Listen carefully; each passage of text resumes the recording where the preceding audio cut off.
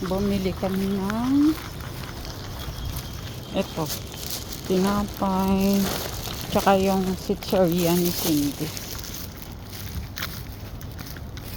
Mega love, shout out. Maaga pa kami nag-exercise para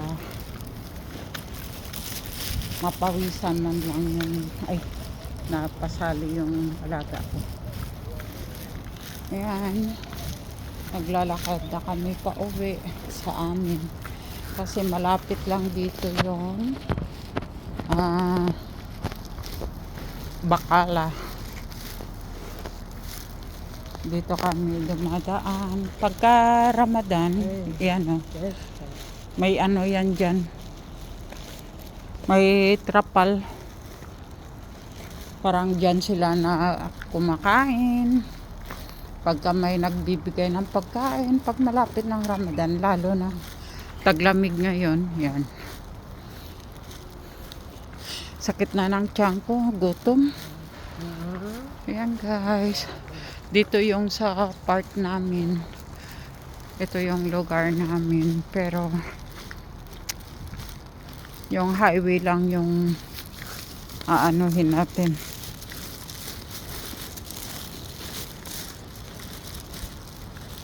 Yan, ang daming ibon, nagliliparan ang mga ibon, daming ibon sa bahay na yan, maraming ibon dyan.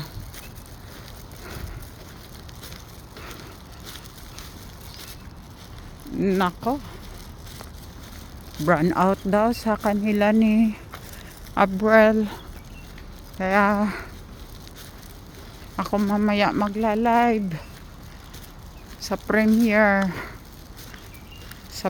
ng Friday.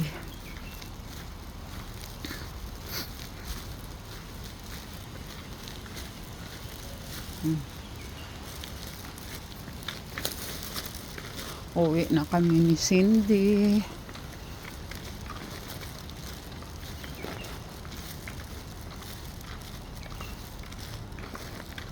Ayan, pauwi na kami. Ayan, maraming mga kahoy-kahoy pagdating sa nakakalamig sa paningin ba.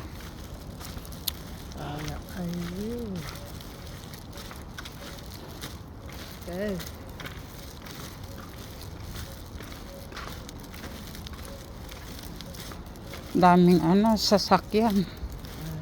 Yan, sa amin lang hindi masyado marami, 3 lang ang sasakyan.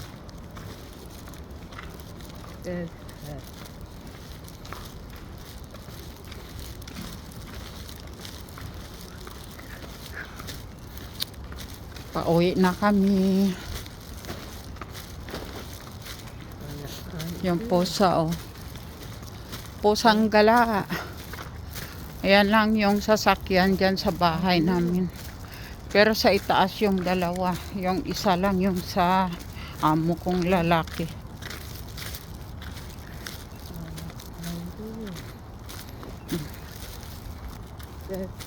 Ay, sandas.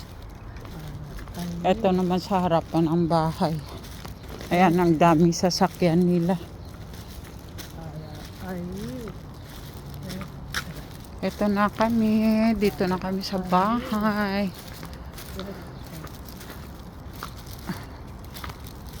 Yan ang lugar namin dito.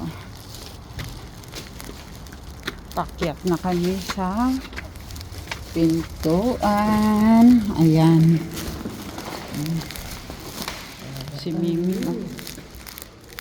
Ha, Mimeng? Mimeng? Wala kasi yung amo ko. Kaya diyan na lang muna kasi kakain muna tayo, Sandas. Okay, Sandas? Ayan, prepared ko na yan. Mamaya na siya i-plaster sa kabila. Buntis yan, oh. Buntis yan. Mga anak na rin yan. Hindi ko pa yan nabigyan pala ng ano, kaya nagmamakaawa, bigyan ng pagkain. Pero bibigyan ko. Kain muna kami, mamaya na siya bibigyan kaunti. Kaalisan dos. Ano ba yun? Susi. Hindi ko na alam kung saan ko inilagay. Tapos ayan naman si Bird. Inilabas ko ang ingay kasi sa loob. Pag kumanta, wakas.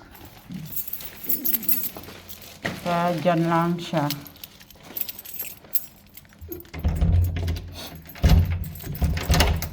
Ayan. Yala. Dali.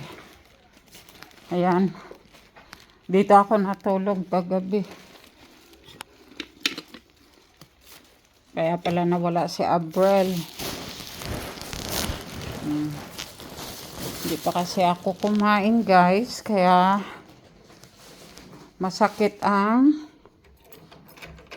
tiyan ko. Hapdi na ng sikmura ko sa gutom.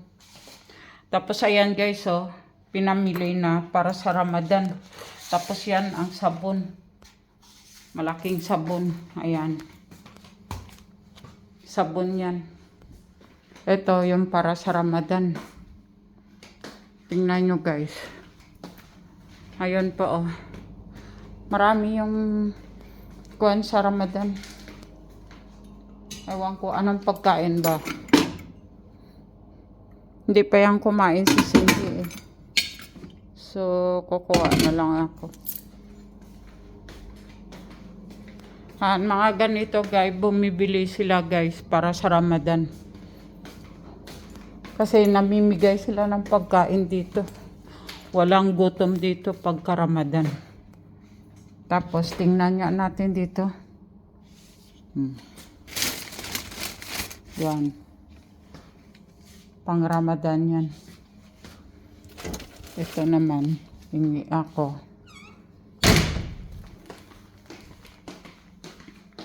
Nagawa ni Bangla ng kwan. Ginagawa niya itong napkin niya. Ngayon, thank you for watching guys. Ito guys ang mga gadget ko dito guys. Yan. Inilalagay ko dito guys para may dadamputin ako kung mag-ano ako. Ay, hindi nakasya. Tapos yan, hayaan na lang yan. Ganun guys.